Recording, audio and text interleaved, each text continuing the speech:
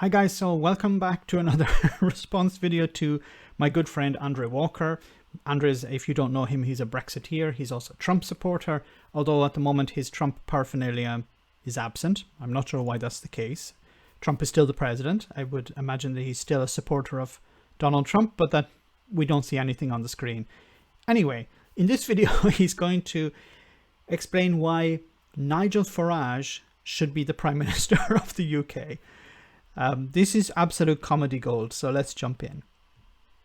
Well, Nigel Farage took to the TV the other day saying that Britain had a vacuum of leadership and how right he was. And it just struck me that 30 years ago, Margaret Thatcher left office. Today, when I turn on my television, all I see on news channels is pro-woke, pro-EU and pro-lockdown rhetoric. Yesterday, we had a protest against lockdown, against that idea of taking away the right of free assembly, against that idea of taking away the right to protest, against that idea of taking away British civil liberties. And the police, led now as they are by far-left activists, move...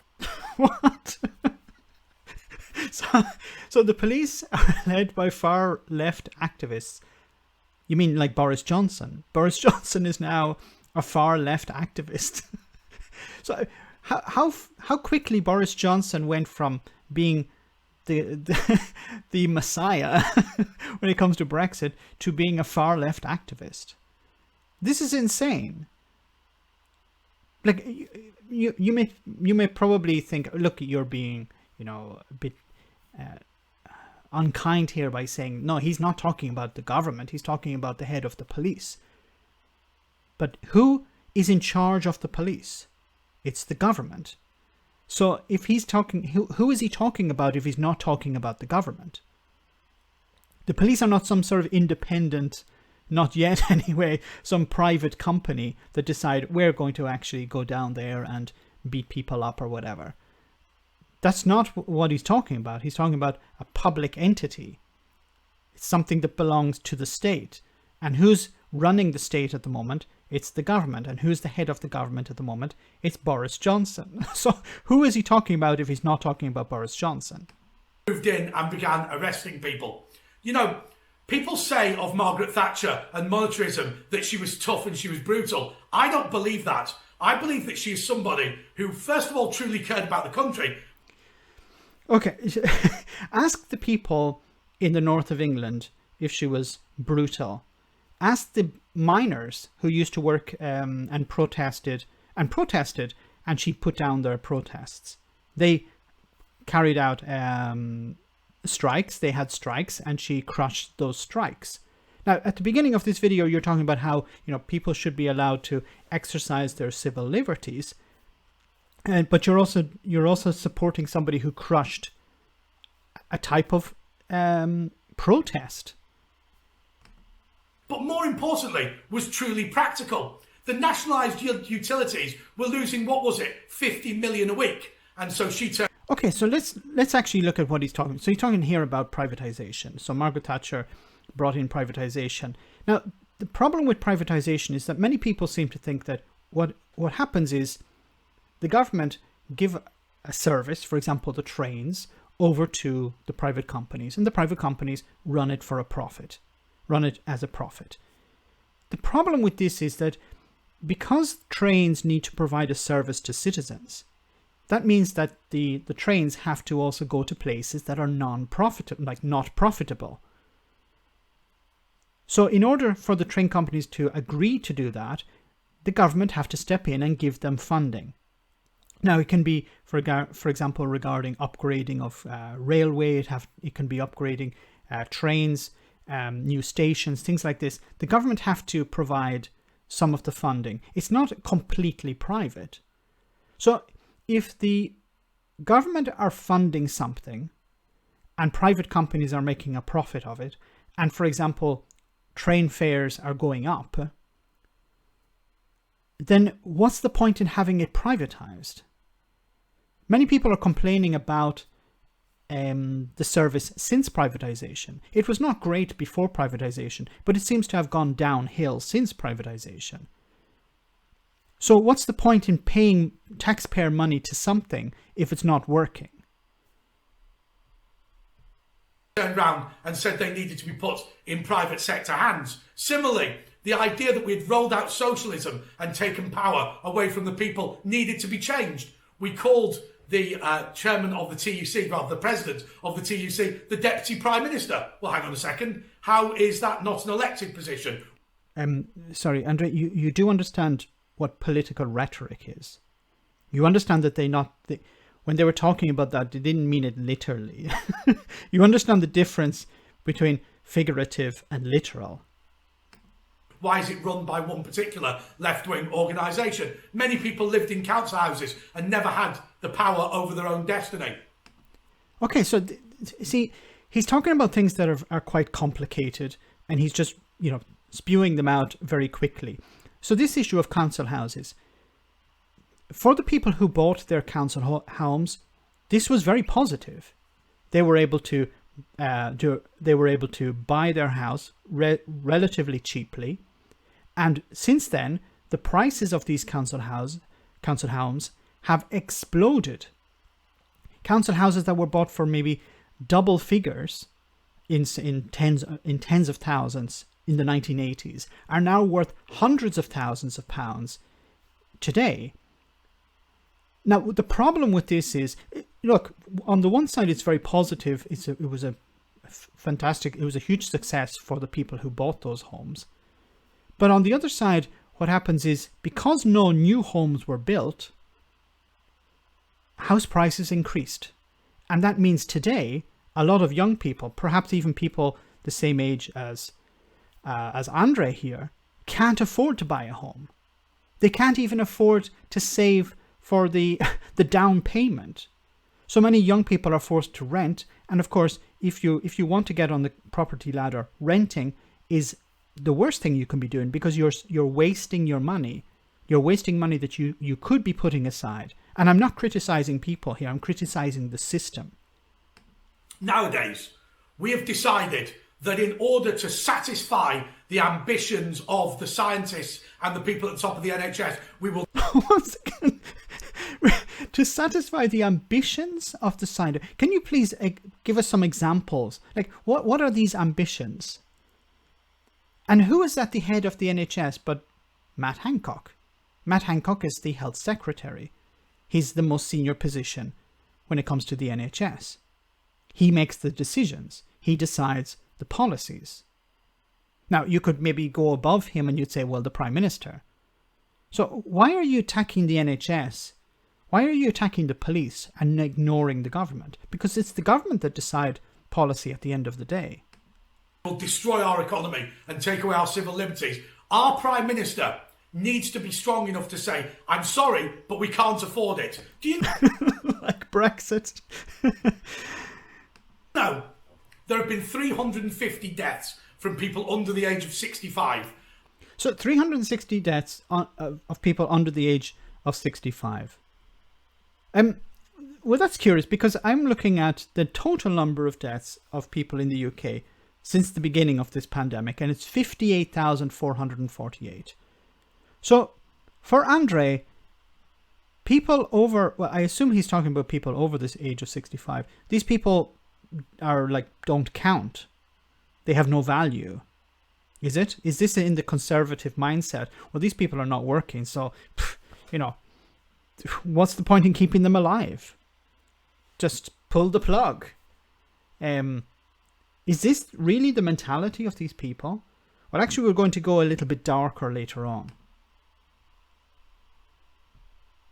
Who are in good health from coronavirus. And that has cost us, wait for it, £380 billion. Over £1 billion per healthy person that has... So this guy obviously doesn't understand how numbers work. But let's look. What would be the cost if you had done nothing? This is the cost because, we did something and this was the cost. What would be the cost if we did nothing? Like, this is Brexit. This is the cost of Brexit. Now, Brexit was not necessary. It was, you can see here, it's almost 102 billion pounds. With 102 billion, this is, I'll leave a link to this this website in in the description of this video. It says here, the Bank of England announced that voting to leave the European Union had cost Britain more than £440 million a week in lost growth since the referendum. That's 727 pounds per second. And then this website has created an estimate of that. And it says you could have, with 102 billion pounds, you could have employed 4,432,000 extra nurses. I don't know if you can see that on the screen. Hospitals, you could have built 57 new hospitals. Boris Johnson was talking about building 40 new hospitals. So if he had cancelled Brexit, if he said, look, Brexit, we can't afford it. You know, the Conservatives are always talking about, you know, can we afford to do this? Can we afford these lockdowns? Well, can we afford Brexit? No, we can't afford Brexit when we have, you know, a health crisis. We could have recruited 5 million new police officers.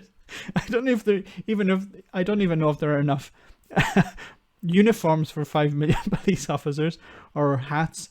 We could have bought 6,000 new trains, repaired 1 billion potholes, and we could have secured 4,369,890 new border officers.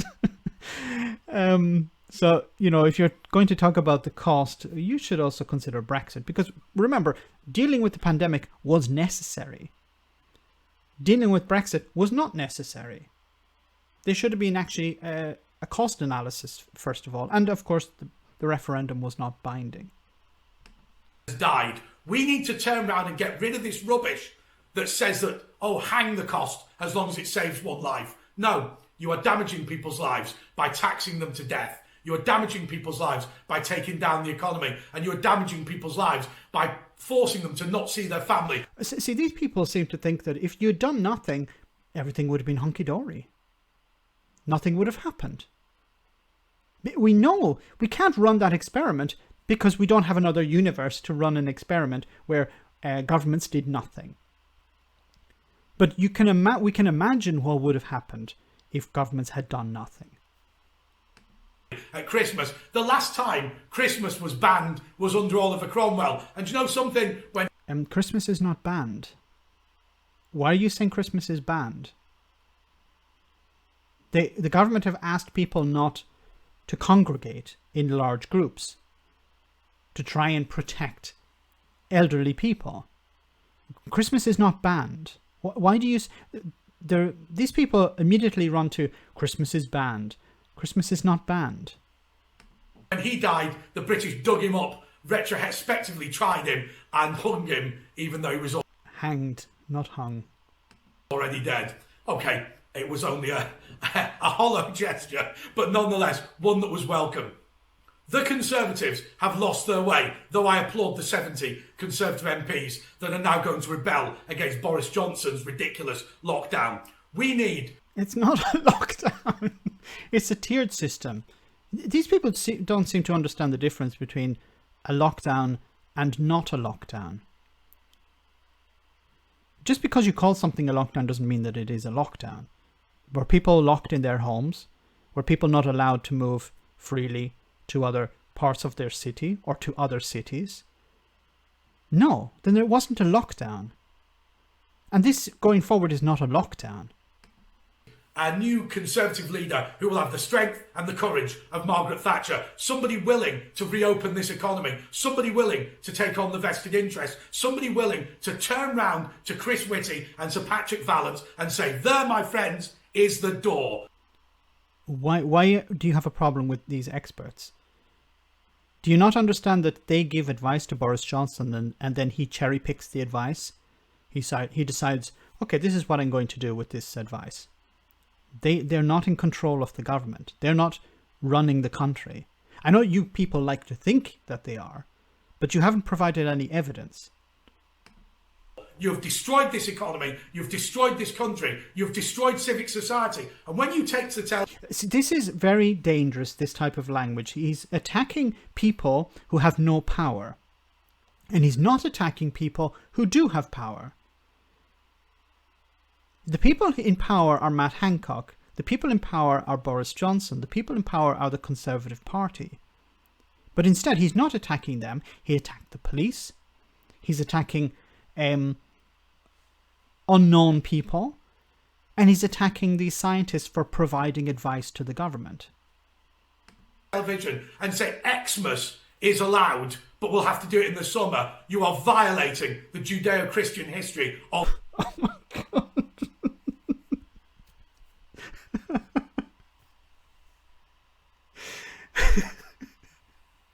Look, sometimes I think this is just a joke channel. This is just him trolling the internet. Like, if this is trolling, you know, you can't see me, but I'm clapping because he's doing a very good job, because I'm responding to him. I'm being trolled here. People listening to this are being trolled, because really I cannot take this guy seriously. The idea that I'm trying to justify what I'm trying to understand what he's saying. I'm trying to rationalize what he's saying here.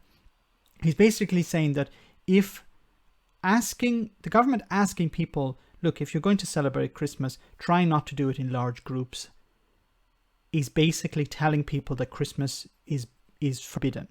And if you want to celebrate in a large group, let's, shift it to the summer. And this is somehow undermining Christianity.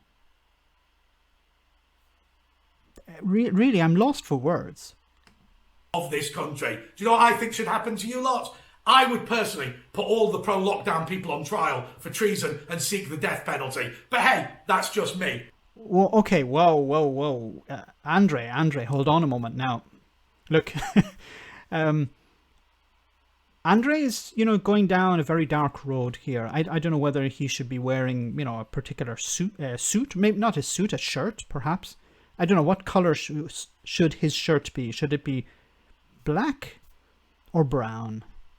Maybe brown, because normally the more intellectual ones wore black, while the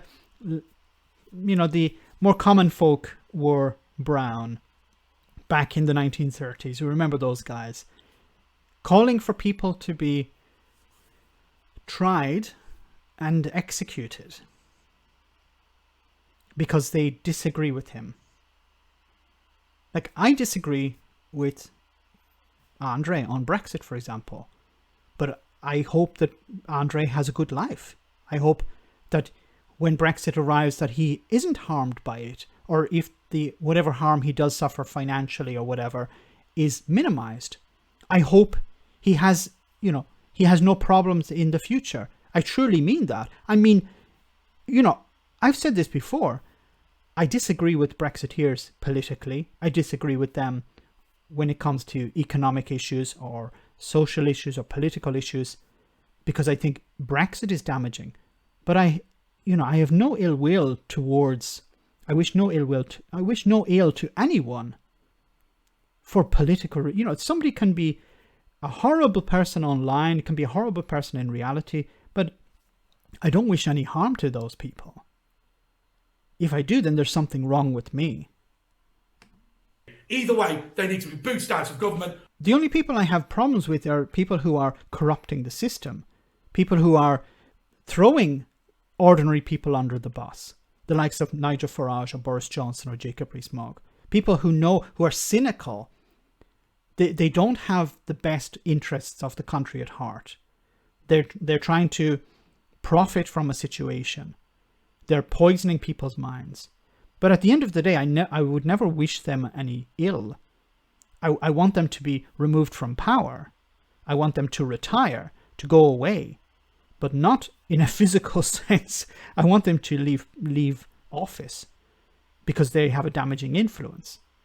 But I don't want them to be ill or to be sick or to be executed like Andre is saying here. This is extremely worrying.